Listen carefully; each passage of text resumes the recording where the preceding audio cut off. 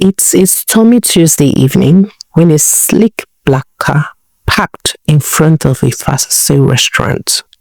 A handsome billionaire stepped out, his coat dazzling in the wind, and pulled a poor hawker from the rain. What he didn't know was that this simple act would rewrite his destiny and lead him to a fortune no money could ever buy. In the dazzling and bustling city of Port Harcourt, it was raining heavily one evening on a Tuesday.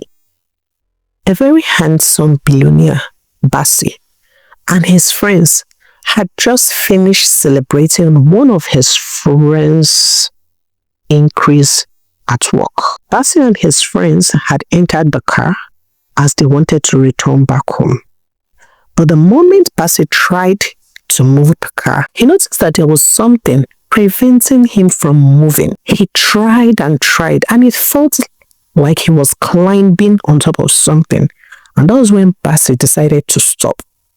But the moment he came down from his car and went to the front of his car, lo and behold, there was a girl in front of the car. She was drenched. She looked pale. Her hands were cold. She wasn't even moving. And beside her was her tray filled with different fruits. Bassey was lost, confused, and shaken. He quickly asked his friends, "Did we do this?" His friends, thank God, Samuel and Jonathan, told him, "We didn't. It's better we enter our car and zoom off before people will gather here and think that we did this to this lady." But Bassey couldn't. He couldn't imagine leaving this lady under the rain. He wasn't even certain if he did it, if she was sitting in front of the car, and the moment he put on the car, maybe he climbed on her. He wasn't even certain of what had happened to her, but he really knew that he needed to save this girl. He wasn't the type of person to do evil. While his friends kept on nagging and stating that there was no space in the car, even if he decides to save her, Bassey quickly looked at his friend Tangod, who had brought them out to celebrate, and told Tangod to drive his car home, whereas he was going to book a boat and send this lady to the hospital. The moment the boat driver had arrived, Bassey carefully carried this lady, who he knew nothing about, and rushed her to the clinic. To every clinic he took this lady to, they rejected her. Most of the doctors stated that it was already too late, as if they decide to lay hands on her, they might still lose her. Bassey was lost. Bassey was confused. He didn't even know when tears started dripping down his eyes. This was something that had never happened before. Why was this happening? What was going on? Should he just decide to leave her in one hospital and run away? But he told himself that the last hope was to send her to his family doctor, Dr. Jack, as Dr. Jack was a very good doctor and he was a specialist when it comes to rare cases. So Bassey carried this lady straight to his family hospital and asked Dr. Jack to please come and help save her life. The moment Dr. Jack looked at her, he quickly asked her, "Why did you waste time? This lady is almost gone." Bassey asked the doctor, "Please do anything you can to save her. Please, if you can, please. I just want to have a peace of mind." And Dr. Jack quickly called his team and they wheeled her straight to the theater. After so many hours in the theater, Dr. Jack and his team trying to resuscitate the stranger, Bassey was sitting on the hallway, scared, feeling anxious. He didn't even know what to do. His hands kept on sweating for no reason when it was a cold, rainy day. Dr. Jack and his team finally came out from the theater. This lady was placed on an oxygen and Bassey quickly asked that she should be kept in the private ward. He even demanded that Dr. Jack shouldn't tell any of his family member about it, to which Dr. Jack accepted. The moment the lady was placed in a private ward, Bassey went to sit close to her. He didn't know what to say. He didn't even know how to express his feelings. All he did was to plead that she wakes up.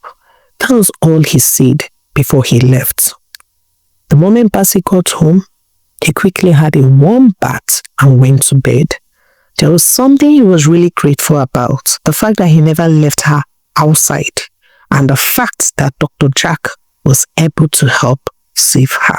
But a few days down the line, Bassey had gone to the hospital to check up on the stranger, but she had not woken up. And Dr. Jack quickly told him that she might still be in a state of shock. Her body might still be trying to recover, so he shouldn't panic. But something that he's certain is that she was going to wake up. But Bassey was really scared. He already had an important event that he needed to travel for. He didn't even know what to do. He had to communicate with Dr. Jack. He told Dr. Jack that he needed to travel somewhere for an event. And he doesn't want this lady to wake up without even getting to know what had happened. Dr. Jack assured him that he was going to take care of the lady. And he was going to keep her in the hospital until Bassey returns, that Bassey can go for whatsoever he needed to go for. Bassey was really glad. He told Dr. Jack thank you, and he left the hospital that day. So Bassey set off for this meeting that he had in a total different state. He was heading to Abuja for a contract meeting. When he got to Abuja, this meeting was a federal kind of meeting. Various construction companies have come to present their portfolio. They've come to present whatsoever they could bring to the table. During the presentation, Bassey had the lowest chance of winning that contract. In fact, most of the construction companies that had come for this had better things to say, had better package to present. For Bassey, his company could do all these things, but he couldn't include it in his presentation. So he had low chances of winning this. But while all company representatives sat down, waiting for the final results, to Bassey's greatest surprise, he won the contract. Bassey was really glad. He was really excited. He couldn't even wait to return home to share the good news with his parents. And the moment he had gotten back to Port Harcourt, from the airport, he went straight to his parents' house at Gulf Estate and quickly shared the good news with his parents. His both parents, Mr. and Mrs. Udwak, were very excited. They were the owner of Diamond Granite Construction Company. They were wealthy. They had the money. They had everything they needed in life. They had given their son the best education. They had given their son everything to make him very, very comfortable. All Bassey wanted to do was to make sure he showed an act of gratitude to his parents. He wanted to make sure that to every meeting he went to, he came back with a good news. This was just a stepping stone to whatever was coming his way, as Bassey wasn't even prepared for the good news and miracles and breakthroughs that was coming his way. When Bassey got to the hospital the next day, to his greatest surprise, this stranger had woken up, but she lost her memory. She did not know who she was. Bassey tried everything in order to make her remember who she was, but she couldn't. Bassey decided to take her to the same place he picked her from, but this stranger couldn't remember anything about herself. The doctor also advised him to take it one step at a time, that he shouldn't force it, that sometimes cases like this come up, especially when the person had faced different things. Probably the person is trying to build a body to prevent them from remembering their ordeal. But Bassey did not know the stranger. So what was he supposed to do? If she could not remember who she was, where was he supposed to keep her? Dr. Jack didn't know the answer to give. He only gave his own professional advice and dismissed himself. Bassey thought of what to do. Was he supposed to take her home? Yes, he did not have any fiancé at that time. He had no one yet, but wasn't it strange So Bassey decided to take the stranger home. And the moment he got to the house, he showed her a room and told her that this is where she was going to stay.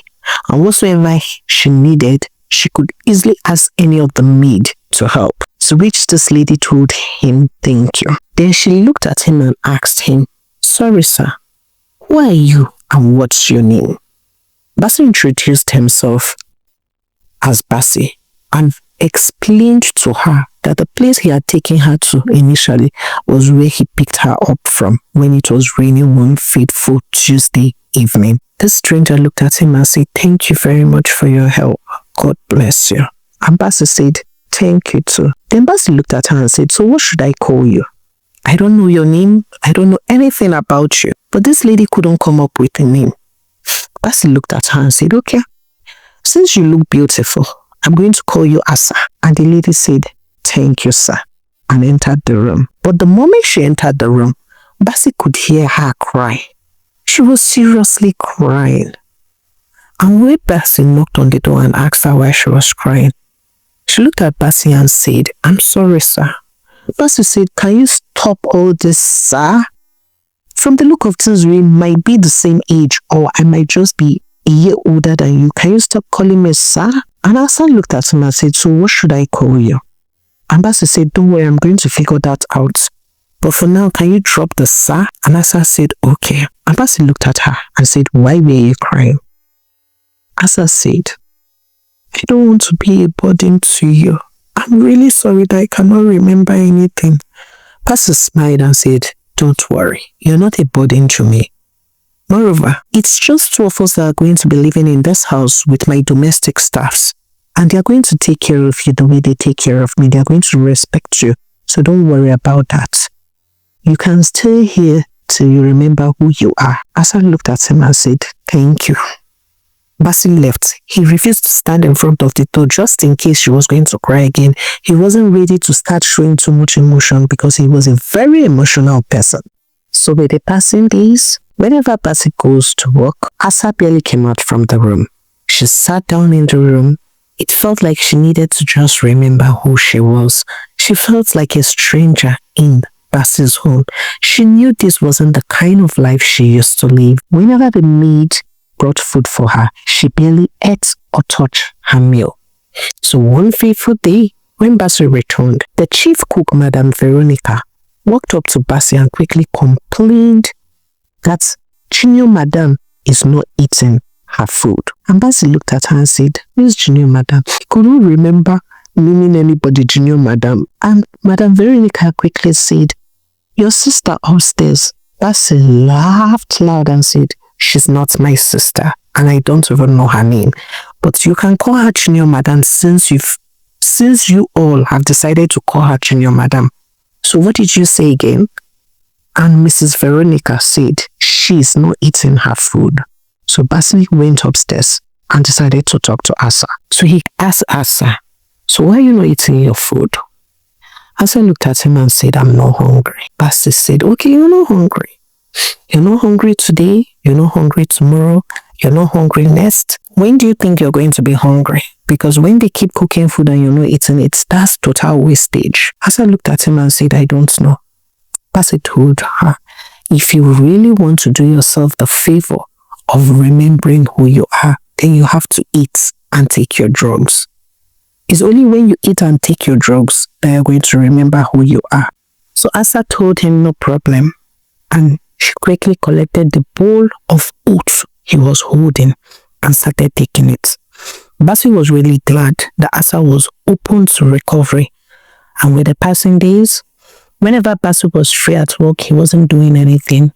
He already had a picture of Asa in her phone. He would go around that particular place he had picked her, asking everyone around there if anyone knew her. But most people often say they didn't know her. Bassey kept on with this art for months turning into years, and no one ever recognized Asa. So Bassey made up his mind that he was going to stop looking for who her family members were. If they were looking for her, they would have at least reported to the police, but no information had been gotten from the police station. It's more like they've forgotten about her.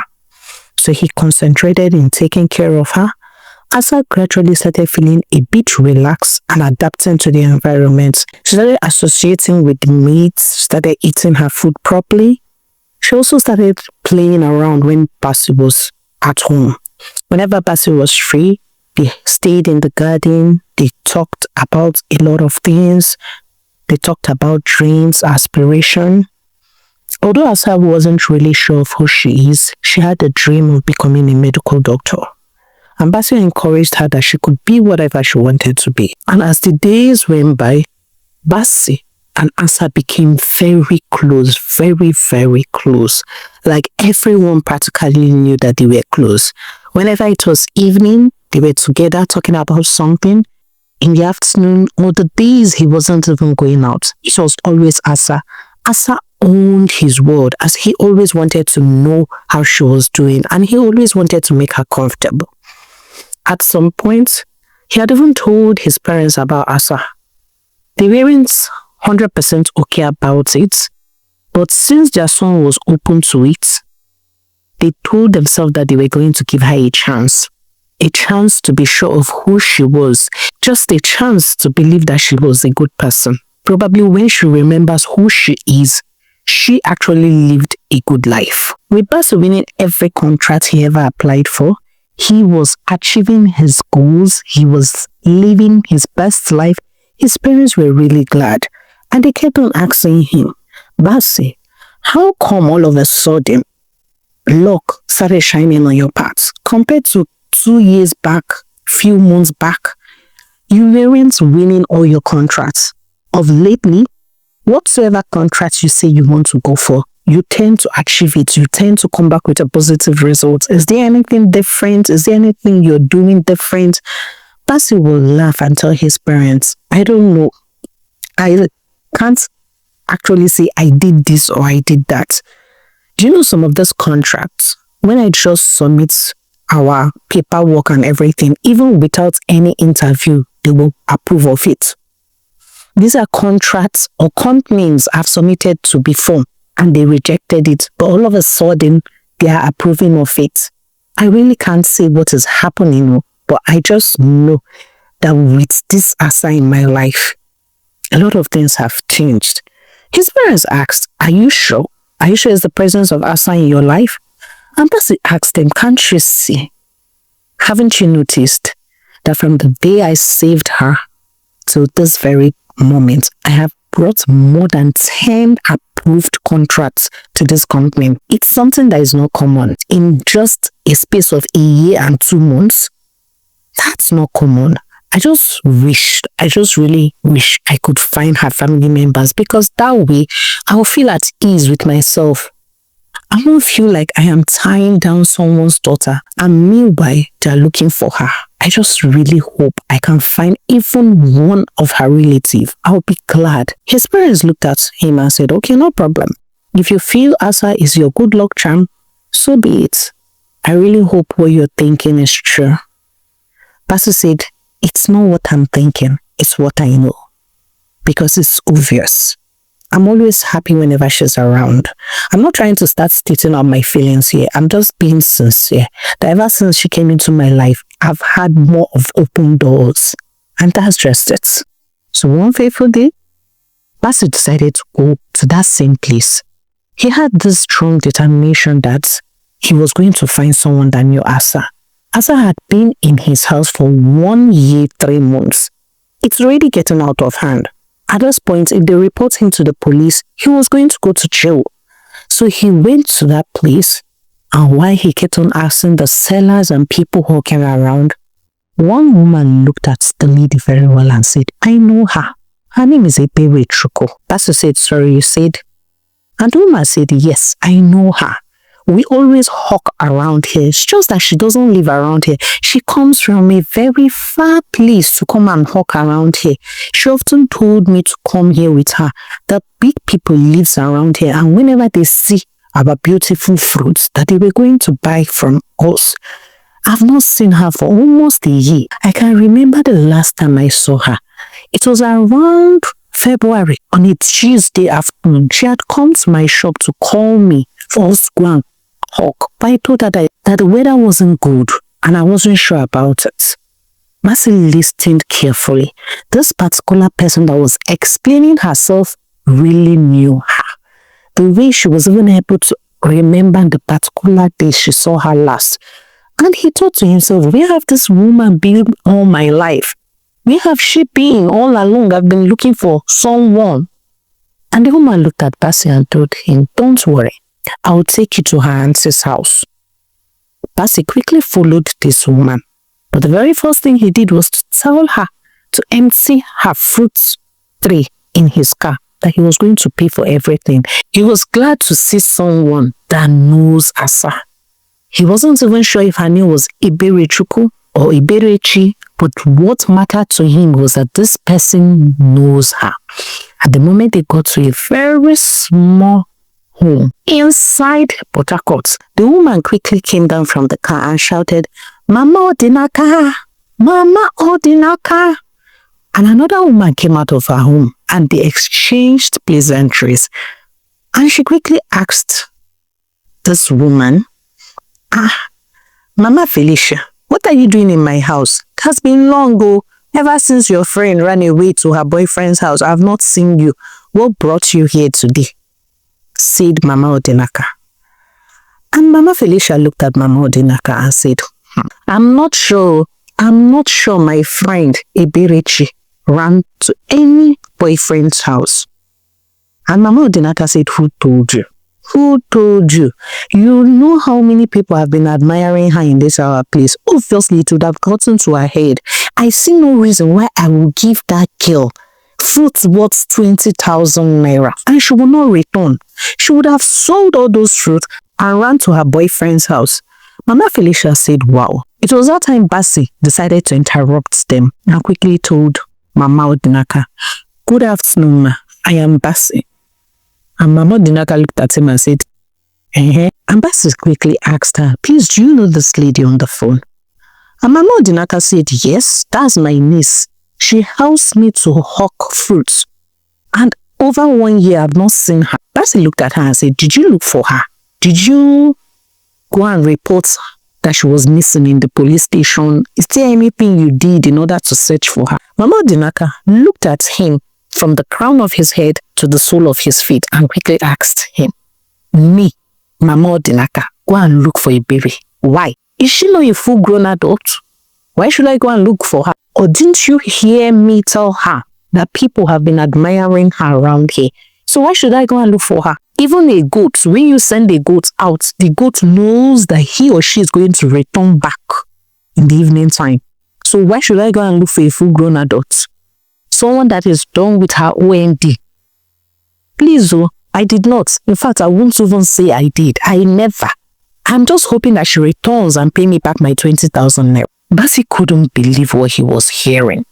So, all along, Eberi's auntie did not report her missing, did not even bother to confirm if she actually went to any boyfriend's house. She just sat down in her high heaven and assumed that Iberi went to her boyfriend's house. Wow. So this is how people get missing and people die and no one gets to know because people live in assumption. He couldn't just believe. He couldn't just understand. He quickly apologized to Mama Felicia for disturbing her day, thanked her greatly. He faced Mama Odinaka and told her, I'm sorry for disturbing you. As he was about to leave, Mama Odinaka quickly called him back. Hey you, come back here. So why are you looking for Iberi? And you even have her picture in your phone. Why are you looking for her? Bassey smiled and said, nothing. She owes me money, so that's why I'm looking for her. Mama Odinaka said, you see, I told you. She goes around borrowing and borrowing. She owes you money, she owes me money. So now we are both looking for her. Is that not it? Now we are even. Or are you a policeman? Bassey said, no, I'm not a policeman. Like I said, she owes me money and that's why I'm looking for her. Mama Odinaka said, I'm sorry, I cannot help you. Even though she's my niece, I cannot help you. I don't even have any money to give to you. Bassey said, no problem. Since you don't have money to give to me, I will pay you the 20,000 naira she owes you. So that when I see her, I'll collect my money and the 20,000 naira I gave to you. Mama Odinaka quickly said, no problem, just give me back my money. Thank you. What a good Samaritan you are. And she stretched forth her hands and received the bundle of money Bassey was given to her, which was way more than 20,000 naira. She knew it was more than 20,000 naira, but she wasn't willing to count it. She just told him, thank you, Oga, and she entered back. When Bassey got home that day, he sat down and tried to process everything. So this lady wasn't even concerned. She wasn't even bothered about her niece that had gone missing for a period of 1 year, 3 months. That's terrible. But he made up his mind that he was going to tell Asa who she was, her name, so that she doesn't go around still calling herself Asa.